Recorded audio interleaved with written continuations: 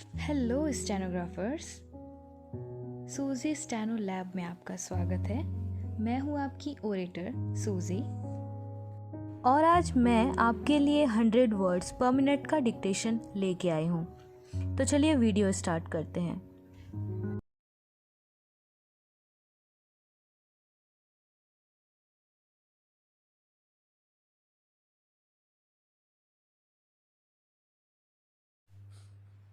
Start. अध्यक्ष महोदय, इस देश के किसान को उसकी मेहनत का उचित मूल्य मिलना चाहिए। इस बात से इनकार नहीं किया जा सकता है। मैं इस सदन का ध्यान इस बात की ओर आकर्षित करना चाहता हूँ कि जब जब भी किसानों को दी जाने वाली सहायता की बात की जाती है तो यहाँ पर कभी भी कोई ठोस निर्णय नहीं लिया जाता है। आश्वासन तो बहुत दिए जाते हैं कि हम किसानों को उनके द्वारा पैदा किए गए अनाज का उचित मूल्य देंगे, उन्हें वे सभी सुविधाएं देने जो शहरों में रहने वाले लोगों को मिलती है। किंतु मुझे दुख के साथ कहना पड़ता है कि इस सदन में दिए गए आश्वासनों को कभी भी पूरा नहीं किया गया है। कई बार किसानों को बाढ़ से या सूखे से बहुत नुकसान उठाना पड़ता है। उस समय सरकार की तरफ से उनको पूरी सहायता नहीं दी जाती है। एक तरफ तो किसानों को उनके द्वारा पैदा किए गए अनाज का उचित दाम भी नहीं मिलता है और दूसरी तरफ उनका बाढ़ और सूखे से बहुत नुकसान हो जाता है। ऐसी स्थिति में हमारे देश के किसानों को बहुत कष्ट उठाने पड़ते हैं। मान्यवर, महाराष्ट्र में किसानों के आंदोलन की बात हम सुनते हैं। बड़े दुख की बात है, जहाँ तक मुझे मालूम है वहाँ के किसानों को बहुत सारी सुविधाएं दी गई हैं। वहाँ के किसानों को दिए गए ऋण माफ़ कर दिए गए हैं, लेकिन उत्तर प्रदेश के किसानों को इस तरह की सुविधाएं अभी तक नहीं दी गई है। मैं महाराष्ट्र के किसानों से निवेदन करना चाहता हूँ कि जो कुछ उनको दिया जा रहा है उससे उन्हें संतुष्ट होना चाहिए और देश के विकास में पूरी तरह से हिस्सा लेना चाहिए। मैं कृषि मंत्री जी से भी निवेदन करना चाहता हूँ कि वे देश के प्रत्येक राज्य के किसानों को दी जाने वाली सहायता के विषय में जानकारी प्राप्त करें और ऐसा उपाय निकालें जिससे किसी को भी यह शिकायत ना होने पाए कि अलग अलग राज्यों में अलग अलग तरीके से किसानों को सहायता दी जा रही है।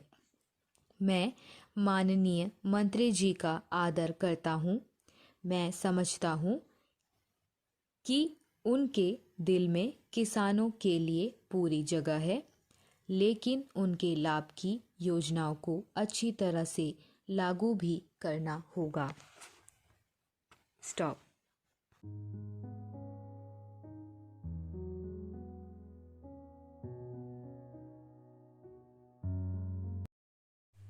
स्टार्ट।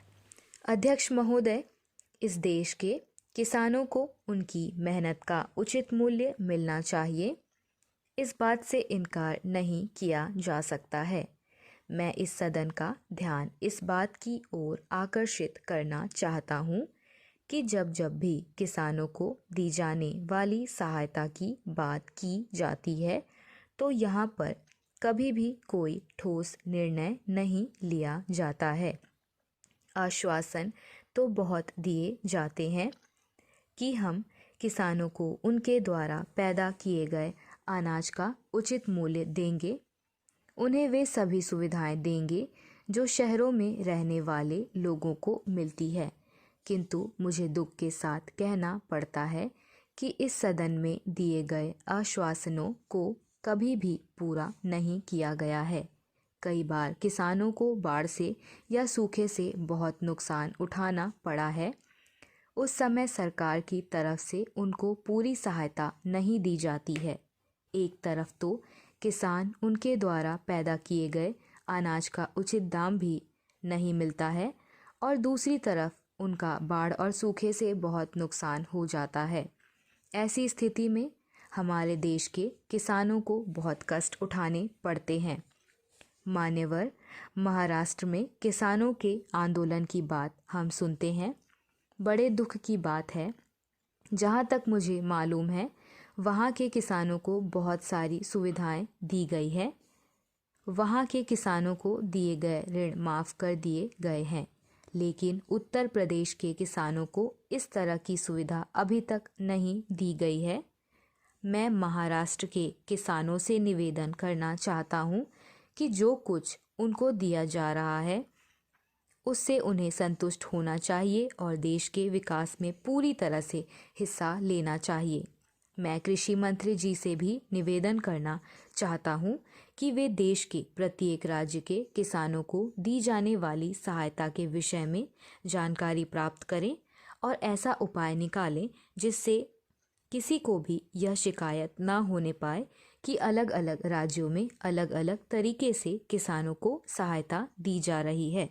मैं माननीय मंत्री जी का आदर करता हूँ। मैं समझता हूँ कि उनके दिल में किसानों के लिए पूरी जगह है, लेकिन उनके लाभ की योजनाओं को अच्छी तरह से लागू भी करना होगा। स्टॉप।